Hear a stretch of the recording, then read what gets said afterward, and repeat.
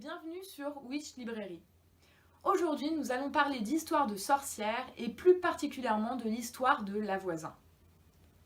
Je vais vous parler d'une femme célèbre pour ses actes de sorcellerie qui entachent le règne de Louis XIV. Cette femme s'appelait Catherine Monvoisin, née à Paris vers 1640 et surnommée dans le quartier de Saint-Denis d'après le nom de son mari, La Voisin. Qui était-elle ? Née dans un milieu modeste, elle est mariée très jeune à un bijoutier de Paris, le sieur Antoine Monvoisin, avec qui elle eut une fille, Marie-Marguerite. Elle devint rapidement veuve et dut subvenir à ses besoins seule. À l'origine sage-femme, elle se lance dans une activité très lucrative de chiromancienne, astrologue et avorteuse. Elle vit confortablement de ses revenus, rue Beauregard à Paris, et exerce ses dons en toute confidentialité auprès de personnes haut placées à la cour de Louis XIV. Elle avoua durant son procès avoir permis l'avortement de près de 2500 enfants enterrés sans sacrement ou brûlés dans son four à distiller. Mais ses activités les plus lucratives sont les conjurations sataniques diverses, les messes noires et les empoisonnements. Elle serait à la tête d'un réseau de 100 empoisonneurs dont font partie Marie Labosse et La Vigoureux. Elle reçoit rue Beauregard tous ceux qui veulent connaître l'avenir ou priver de leur vie des personnes de leur entourage, maris jaloux ou de santé fragile, amants volages ou voleuses d'amants, enfants non désirés, parents encombrants, concurrents ou encore ennemis diverses.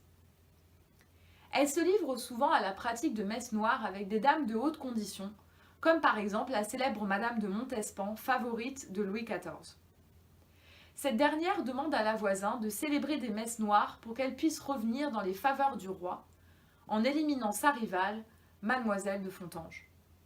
La Voisin accepte et fait appel à l'abbé Étienne Guibourg pour l'aider. 3 messes noires furent alors célébrées pour Madame de Montespan. Elle lui aurait également fourni des poisons et filtres d'amour. C'est la fille de La Voisin, Marie-Marguerite, qui a décrit ces messes noires. Le rituel était toujours le même. Madame de Montespan se couchait au sol nu, les bras en croix, un cierge dans chaque main, et l'abbé déclamait la messe sur son corps, dont le ventre était recouvert d'un apron, d'un crucifix, sur lequel était posé un calice. Il était procédé au sacrifice d'un nourrisson, dont le sang était versé dans le calice. Madame de Montespan n'était pas la seule à avoir recours à ces services. D'autres noms ont circulé, comme celui de la comtesse de Soissons, plutôt elle versée dans les empoisonnements de ses proches à la cour. La qualité des commanditaires et des victimes de ce réseau, le contexte judiciaire de l'époque vont entraîner la perte de La Voisin. En effet, le contexte est très tendu plusieurs années après l'affaire des poisons qui mena à l'arrestation et à l'exécution de la marquise de Brinvilliers. Qui était la marquise de Brinvilliers ? C'était une femme célèbre pour avoir empoisonné ses 2 frères et son père avec de l'arsenic pour toucher sa part d'héritage. Le climat est paranoïaque à Paris.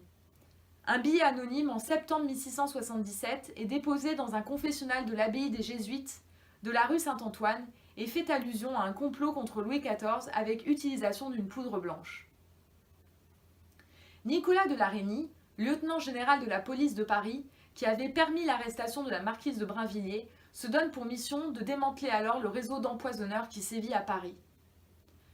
La chance sourit à de La Reynie lorsqu'une certaine Marie Labosse, peu discrète sur ses activités, se vante d'empoisonner sur ordre de femmes de haut rang et de petite vertu d'autres personnes.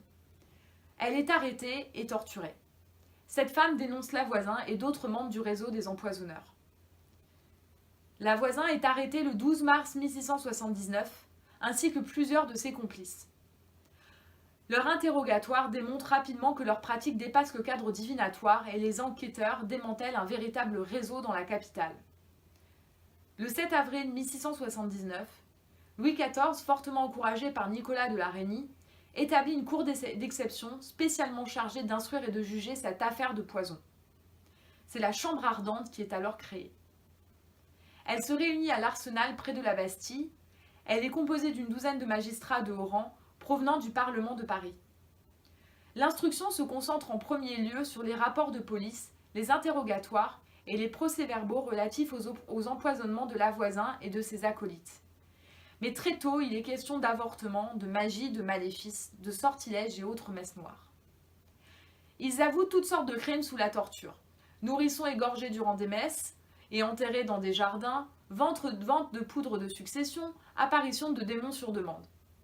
Ils dénoncent également leurs clients, dont certains sont des personnages très importants de la cour.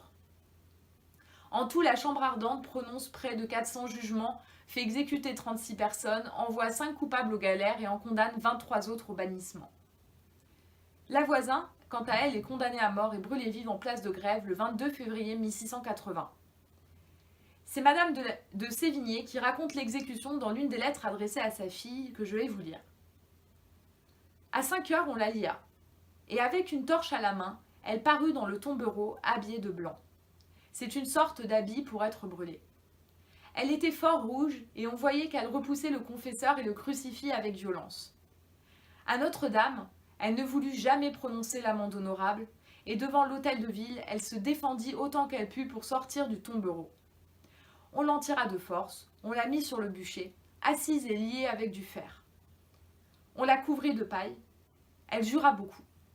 Elle repoussa la paille 5 ou 6 fois, mais enfin le feu augmenta et on l'a perdue de vue, et ses cendres sont en l'air actuellement.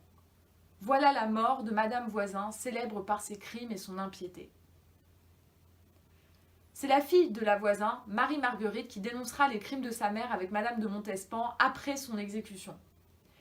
Louis XIV étouffera finalement l'affaire et détruira les preuves en juillet 1709.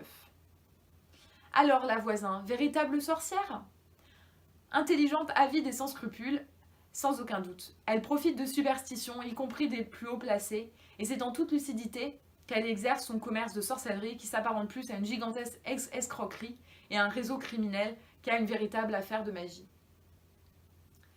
La fin des procès en sorcellerie est officialisée par Colbert peu de temps après l'exécution de la Voisin, par la publication d'une ordonnance en 1682 intitulée « Édit du roi pour la punition de différents crimes qui sont devins, magiciens, sorciers, empoisonneurs ».